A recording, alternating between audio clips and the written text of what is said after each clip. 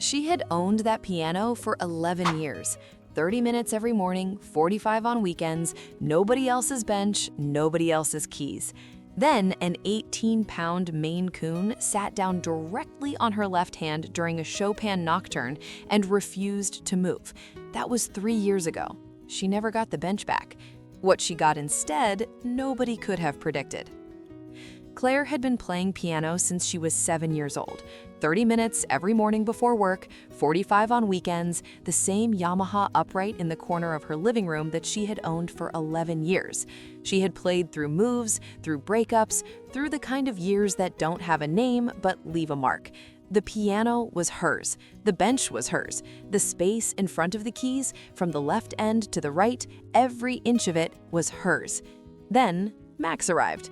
Max was a Maine Coon, 18 pounds of orange and white and absolute certainty, rescued from a foster home that could no longer keep him at the age of 3. He came with a carrier, a bag of food, and a single note from his foster family that said, simply, "He likes to be where you are." Claire had read that as sweet. She had not yet understood what it meant in practice. The first morning, she sat down at the piano at 7:15 a.m. as usual. Max watched from across the room. She played the first 8 bars of a Chopin nocturne. Max stood up, walked the full length of the apartment, jumped onto the bench beside her, turned a full circle, and sat down directly on her left hand. Not beside it, on it. Claire stopped playing. Max looked up at her with the expression of a cat who had solved a difficult problem and was waiting to be congratulated. She moved her hand. He moved with it. She tried the right side of the bench. He relocated. She tried standing. He sat on the pedals.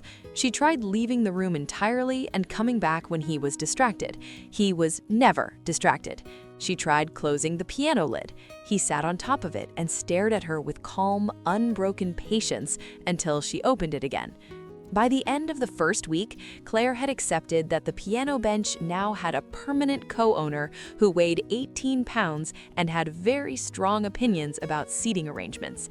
What she had not yet accepted was that this was the beginning of something she hadn't known she needed.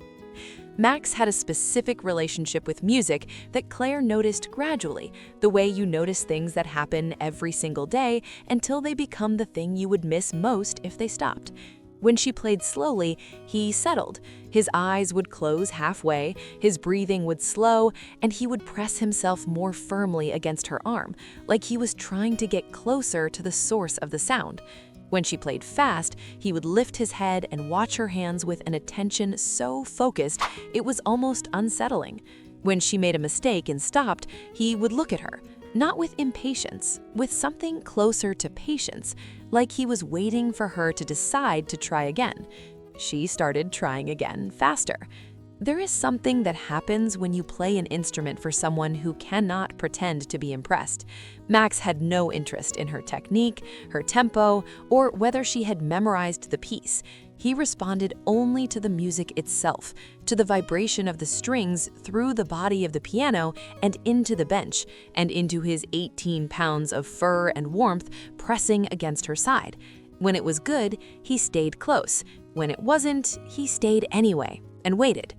Claire's teacher, a patient woman named Ruth, who had been giving lessons for 30 years, came for their monthly session 6 weeks after Max arrived. She sat in the chair beside the piano. Max sat on the bench. Ruth looked at the cat. Max looked at Ruth. Ruth said, "That is the most relaxed audience I have ever seen in 30 years of teaching." Claire said, "He does this every time." Ruth said, "Then keep him." I see you still haven't subscribed. That honestly breaks my heart a little. Hit subscribe. You'll want to stay for what happens next. The morning everything shifted came 4 months after the adoption.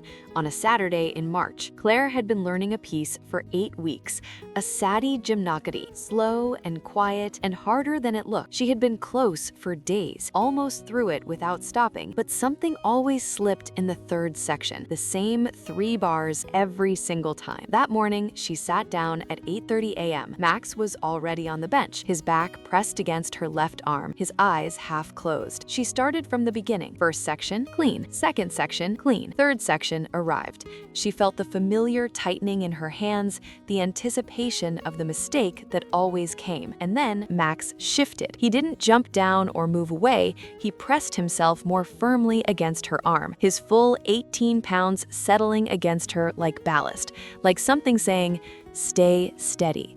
She played through the third section without stopping. She sat very still for a long moment when it was over. Max opened one eye, looked at her, and closed it again. She played it 3 more times that morning, clean, all 3. Claire is not someone who believes cats understand music theory. She doesn't think Max knew what a gymnopedy was, or recognized the third section, or understood what she had been struggling with for 8 weeks. But she knows what she felt that morning when his weight settled against her arm at exactly that moment. She knows what changed, and she knows that for 8 weeks she had been sitting at that piano alone with that problem, and on the morning she finally got through it, she wasn't alone. Stories like this don't need an explanation. If this one is landing somewhere, you're exactly who we make these for. Today, Max is 6 years old. The bench situation has not been resolved so much as accepted. He takes the left side, Claire takes whatever is left, which is usually about 8 inches of wood and a great deal of patience. Ruth now schedules their monthly sessions around Max's nap schedule because, as she says, he's a more attentive audience when he's rested. Max still closes his eyes during the slow pieces. He still watches Claire's hands during the fast ones. He still presses against her arm at exactly the moments when her hands tighten and her breath goes shallow. He still sits on the pedals when she tries to practice standing up, which she has mostly stopped trying to do. He still considers the piano entirely his. There is a particular kind of music that only happens when you stop playing for yourself. Claire had been playing for herself for 11 years. Max changed that without asking. He installed himself as the permanent audience, one with no expectations, no schedule, no opinion about whether she should be further along by now. He just showed up and stayed.